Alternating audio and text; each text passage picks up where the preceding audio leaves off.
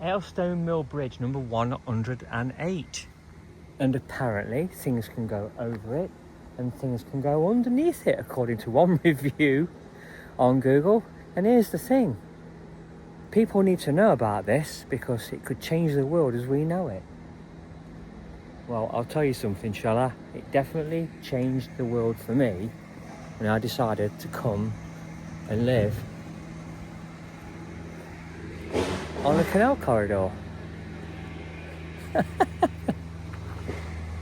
I was talking to the lads on the D-Veg team that are working down here. What a great bunch. Got some right kit. They've fished this out of the water. Can you see that? I've got some dredging work going on here. One of the bigger items they fished out of the canal. Aylesbury Lock number 39. Not a bad little location. Just talking to one of the D-Veg team down there. Telling me they're doing a lot of cutbacks now. So, it is what it is, I guess. Yeah, nice little excursion. Might come down here again sometime. Might not. I might bring the boat through. Who knows? Not far from Braunston town, on the Grand Union Canal, there is a tea room competitively priced in a perfectly idyllic setting between Bluebank Bridge and Aylstone Meadows Nature Reserve. The position of this perfectly placed tea room from the Aylstone Boathouse site and the Leicester Canal Pack Horse Bridge, with a hygiene rating of 5 and a review summary of 4.6 out of 5. This is the ideally placed on the canal towpath. But what did you think of it, Nigel, I hear you ask? Well, I thought the latte was absolutely perfect. The King's Lock Tea Room. That's just one reason for coming down here today. And curiosity always gets the better of me and the Great Central Way. I'm in Leicester. I think one of the greatest abuses of infrastructure was the murder of the Great Central Railway. I was on Benallay Viaduct recently and admiring the lattice work over there on a remarkable structure. Just look at this. This was equally as impressive as I look back on where I'm going next. I'm originally from Nottingham, and I remember a similar structure over Nottingham train station. Great Central Railway again, sadly removed and replaced with something far less impressive. But just look at that. It looks remarkable, doesn't it? What a beaut. Well, that's the second reason I came down here today. The third, the Aylstone Packhorse Bridge. Now, if any of you have visited Shugborough Hall off the Trent and Mersey Canal, you would have noticed a similar Packhorse Bridge. This is very much the same. And as this is my first time down here, I've decided to walk to the very end first and then walk you back.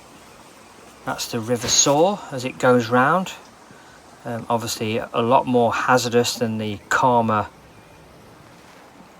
Grand Union Canal, which joins back onto a little bit further up. But just look at this. Is this a beauty spot or what? And it's untouched, it's clean, there's no litter in there. It's absolutely perfect. The bridge crosses the River Soar and is part of an ancient route across the river, consisting of a causeway as well as a bridge. The bridge has 8 arches separated by a series of cutwaters with 3 refuges so that people can pass. This structure is believed to date right back to the 15th century, but it almost certainly replaced an earlier structure and probably lies close to an even earlier ford. Here is a typical example of the cutwaters. We can see 3 from what's available and easily got at.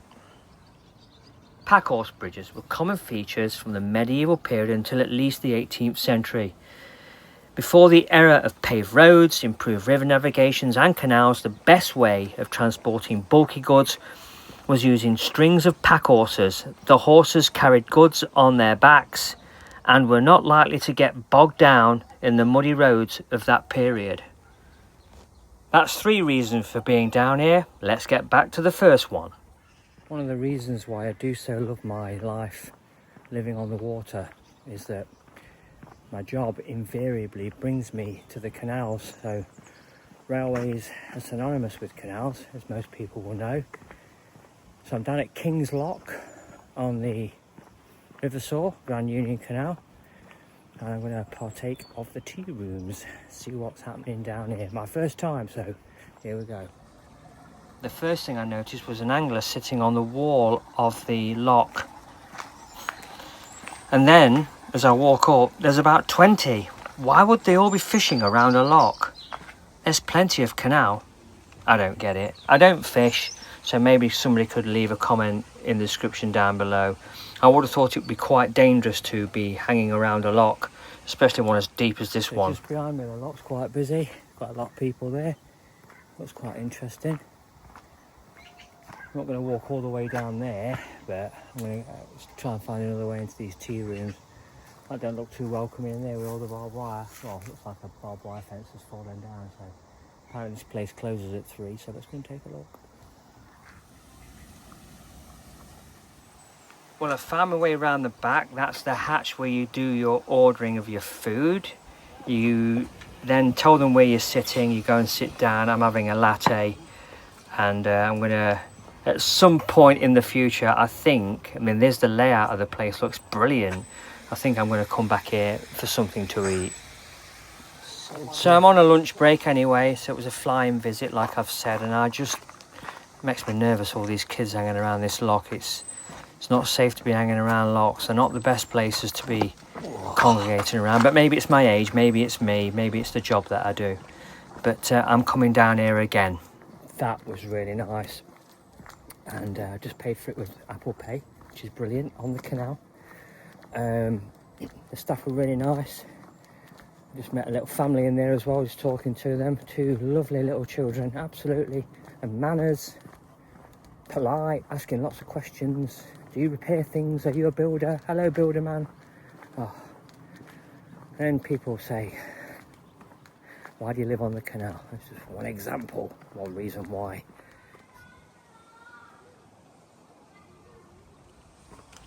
Well, I'm making my way back. The Grand Union Canal, the River Soar, and the Great Central Railway. Isn't it amazing that the canal is still here and the railway that came after is gone? It shouldn't be gone. It should still be here. It was the HS2 of its day.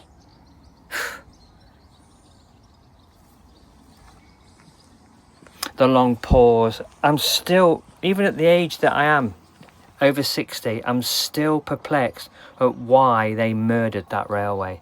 But this is an absolutely beautiful place to visit. It was very spontaneous. I saw it on Google Maps as I was setting myself up for coming back home after visiting the place with work. But just look at this. Little or no maintenance, and they still stand to this day, even though they were destroyed in the 60s and 1970s.